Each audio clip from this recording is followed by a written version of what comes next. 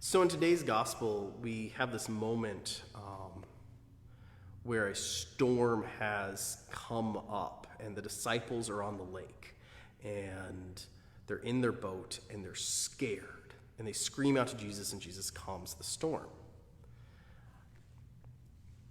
And I think it's easy to overlook or just say, oh, look, it's a miracle from Jesus. That's great. I wish he did miracles like that. The next time I'm on Lake Michigan, maybe when I'm down there, they'll go ahead and Jesus could help me out. In fact, if he'd help me out while I'm on the lake with, fishing, that would be great too, right? Maybe I can catch something while I'm out there. Don't just calm the storm. How about fill up the fish?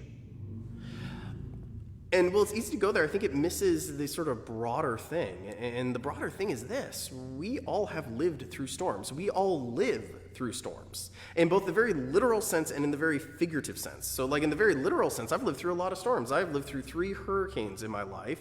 Claudette, Isabel, and Ivan. For those of you who like to keep track of such things, I believe that's literally 0 people who like to keep track of that, except for me.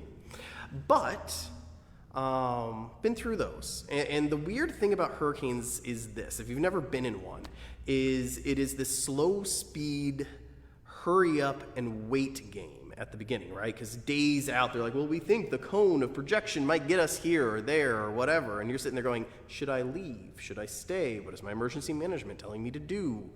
And it's sort of don't know. And then you get to the point where you're actually getting hit by the hurricane, right?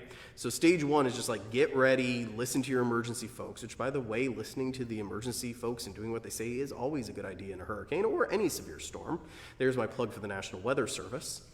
But it's also sort of a weird thing once you're in the hurricane, right? Because hurricanes are these unrelenting winds. It's not like the tornadoes or severe storms I would see in Nebraska or Wisconsin, because those would come in, they come in possibly with hurricane force winds, but they hit, it goes on for a few minutes, maybe an hour, and then it's gone. A hurricane is going to be doing that for days sometimes. I know Ivan sure did, where it is just steady, straight line, pounding wind, pounding rain, maybe tornadoes, maybe hail, all sorts of stuff just battering away at the outside world. And there you are, in the midst of the storm, bunkered down wherever it is you decided to stay, praying everything works out.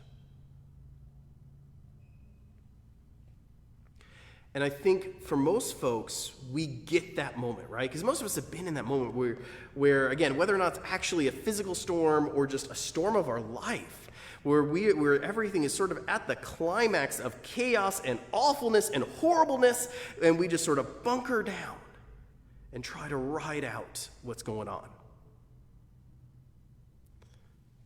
In that moment, as I implied in my kids' sermon, as I talked about there, one of the things that I have found has worked best for me is to focus on God.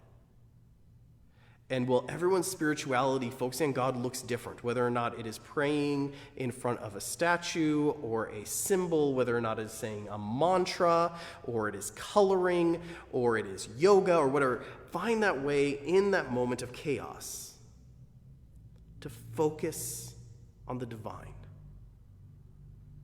Because when you do, the world can fall away. The chaos around you can melt away, and you can stand there with the only being that really matters, God.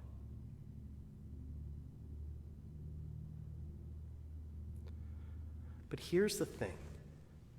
I don't think that's the only lesson to be learned from the calming of the seas. Jesus didn't just calm the seas so that the disciples would see how powerful he was. Jesus didn't just calm the seas to make sure the boat didn't capsize and they all drown. I mean, those are probably reasons he did do it, but they're not all the reasons. I think God calmed the seas because God knew what was next was going to be rough. And in calming the seas then, it would allow the apostles to trust him in the future that was to come. Back to the hurricanes. So most people would think, if you've never been through a hurricane, that the worst part of the hurricane is the climax of the hurricane, which is the other side of the wall, the eye wall, as it hits you. Okay? I don't think that is the worst part. I mean, in the scientific sense, sure, it is the part in which you have the most damage done with the highest winds and usually the worst rain and so on and so forth. But I don't think it's the hardest part. You know what's the hardest part? It is about 4 hours after the last parts of the storm have moved on. It's that moment, or moments, where you finally look around and you say, I haven't heard any rain for a while, the radar looks like things are clearing up, I should probably go outside and see what everything looks like.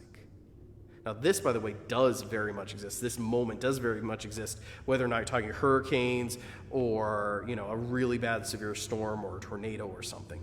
And it's this moment where you walk outside of your house and you look down one way and you look down the other way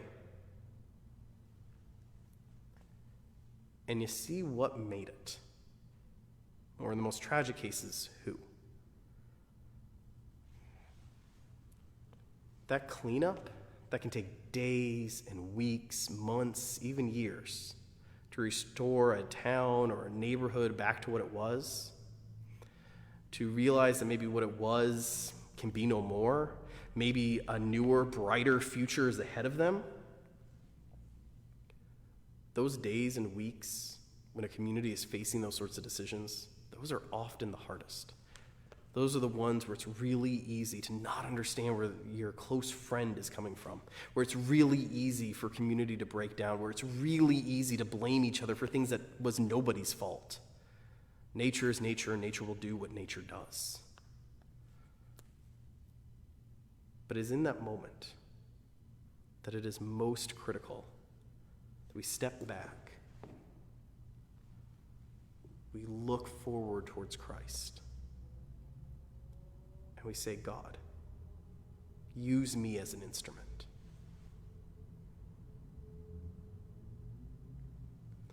So as you go out this week, given that we have all lived this horrific storm known as COVID,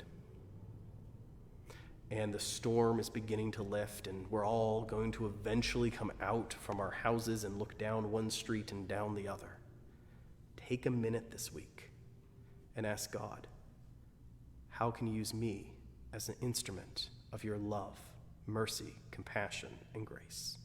Amen.